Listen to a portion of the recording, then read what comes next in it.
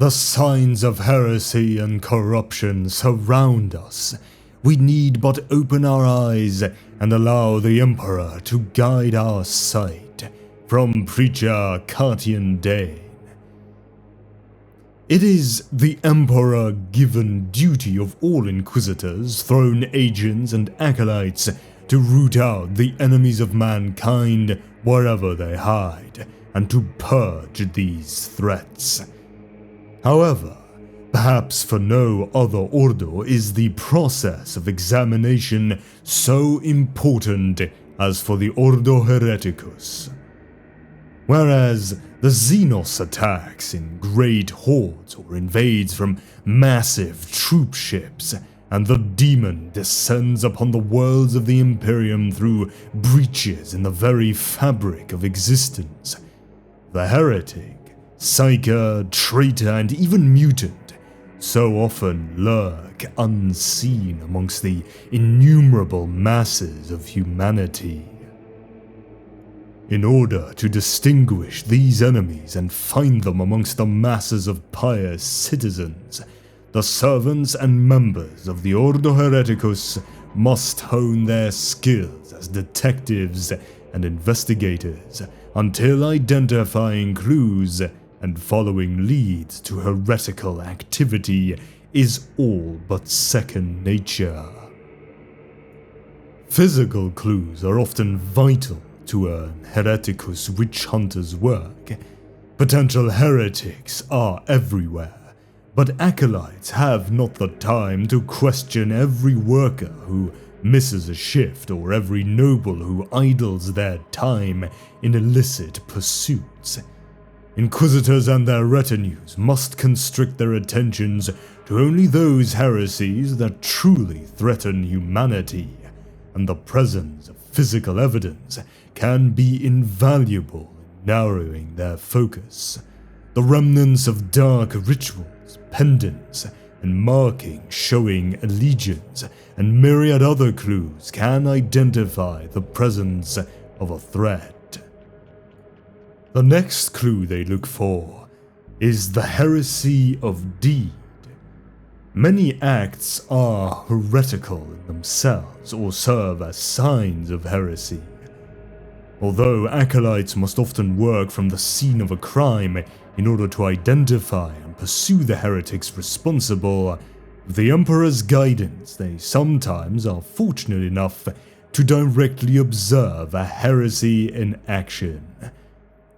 This might come about because the acolytes are operating undercover or unseen, allowing them to observe a heretic's crimes unbeknownst to them. At the other end of the spectrum, directly confronting a suspect with their suspicions or merely announcing their identities might drive the heretic to act rashly and flee or attack the acolytes. Both great crimes in themselves, as well as indicators of guilt in previous matters. Next, they look for the heresy of form. It is well known that physical mutation is often a sign of spiritual corruption by chaos. Although communities of mutants are tolerated on some Imperial worlds as an underclass, in most places, a mutation is a clear indicator of greater heresy. Even in locations where mutants are suffered to live, the presence of a mutant outside of strictly isolated areas might indicate rebellion or some other heresies afoot. Of course, mutants who are able to conceal their mutations are certain to do so. Additionally, cult members sometimes intentionally mark their dark allegiances on their flesh through ritual scarring, branding, or electus. Although a powerful clue, the use of such marks can also be a liability to acolytes attempting to infiltrate a cult, who might face the choice of accepting such marks or revealing their true loyalties. Next, the heresy of craft. Many heretics take a perverse pride in their treachery, treating blasphemous items to either celebrate their heresies or corrupt others. These vary greatly, and while some are obvious works of heresy, others are more subtle, such as paintings laced with fine iconography. The works of heretics come in countless forms: weapons incorporating xenos technology, tomes of blasphemous lore, philosophical treatises questioning the divine right of mankind to rule the galaxy, ritual masks depicting alien gods, talismans of profane symbol. These are just some of the examples. Heretics might create such items personally, or might purchase or inherit them, and many could be countless Terran millennia old. Next, the informational clues. Although not as reliable as physical clues, acolytes must often rely on informational clues. This might be because the heretics have taken pains to hide or destroy the evidence of their crimes, or because the nature of the heresy is such that it leaves no physical evidence, at least not until it is too late. Then, the heresy of thought. Knowledge is power, and heretical ideas are just as dangerous and damaging as physical acts. The acolytes might discover heresy of thought by covertly monitoring a suspect, or earning a heretic's trust to the point that they reveal their true beliefs. For those witch hunters who employ the gifts of psychers, telepathy provides an avenue to discover heretical thoughts when the perpetrator is wise enough to avoid giving voice to their blasphemies. Whether an individual intends to act on their heretical thoughts is irrelevant. Giving voice to such ideas spreads the seeds of heresy to others, which is a great crime in itself. In the eyes of some Puritan inquisitors, even holding such thoughts is a crime against humanity, for such an individual might later make the transition from speculation to action, or might decide to share their dangerous ideas. Ideas hold great power, and the mere thought of the most dangerous ones marks one as a heretic just as surely as any act. Then, the heresy of tolerance. In some cases, the knowledge of an ongoing heresy and failure to act on the information is truly a heresy in itself. Someone who knowingly harbors rogue psychers, sells weapons to rebels, allows friends or family to join a heretical cult, or otherwise tolerates actions that threaten mankind, even in a small way, are surely heretics themselves, for by their inaction they give strength to the enemies of mankind. Next, the accusation of heresy.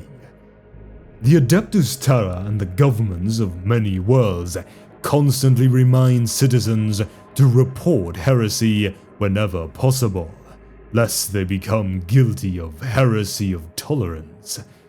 Many citizens, whether out of fear or duty, report minor or imagined infractions that, while worthy of the attention of local authorities, are not the concern of acolytes.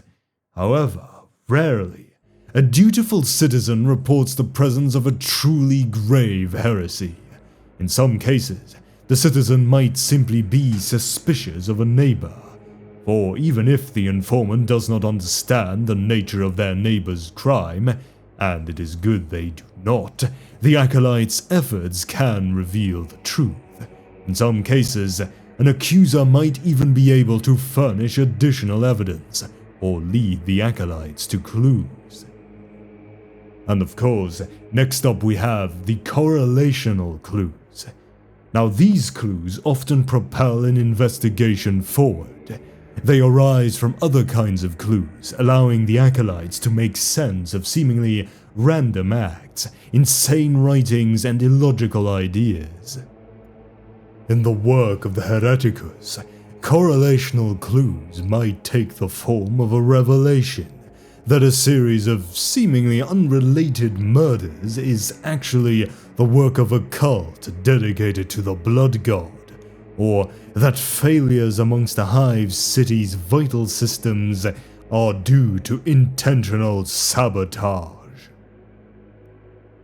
As an investigation develops and acolytes amass clues, patterns often emerge.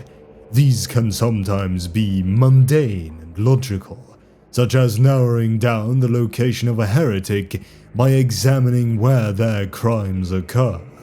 However, patterns also arise that can even border on the supernatural.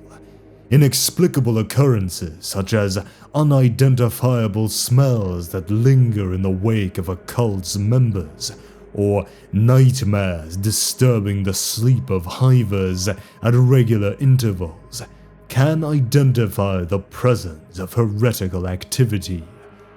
Such incidents might seem to be random occurrences at first, their significance only becoming apparent as an investigation develops and the acolytes learn of additional incidences. As they identify such patterns, they might reveal the location of the heretics, the nature of them, or even their plans. With the Emperor's guidance, such leads allow the acolytes to find the culprits and halt their designs. Next, ciphers and hidden messages. Heretics, by their nature, often operate discreetly. Sharing their blasphemous ideals openly would quickly bring down the wrath of the local planetarian forces, the Ecclesiarchy, or even the Inquisition.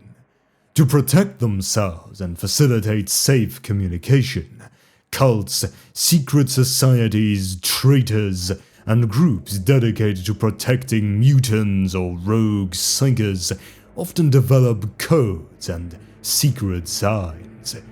To reveal the presence of these heretics, acolytes must be able to at least identify ciphers as such, even if they are unable to decrypt them. They might notice repeated symbols associated with heretics, even things as subtle as a feather of a certain color tucked somewhere in their clothes, a particular hand signal, or a seemingly innocuous phrase. Although a single occurrence of such a sign is by design unremarkable, the acolytes can discern the importance of these hidden messages by being aware of repeated sightings. Once aware, they can use this information to identify the heretics through the very ciphers intended to keep them hidden. And at last, the heresy by association.